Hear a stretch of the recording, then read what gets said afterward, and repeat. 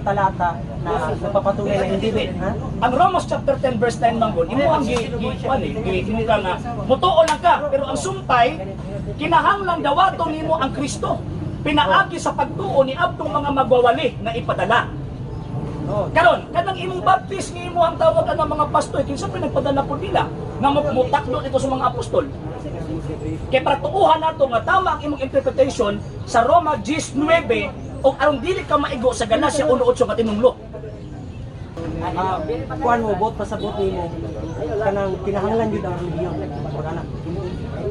Ako mo tubag? Ako mo tubag siya? Okay. Siyempre, kay ang religion, it is a system of faith and worship.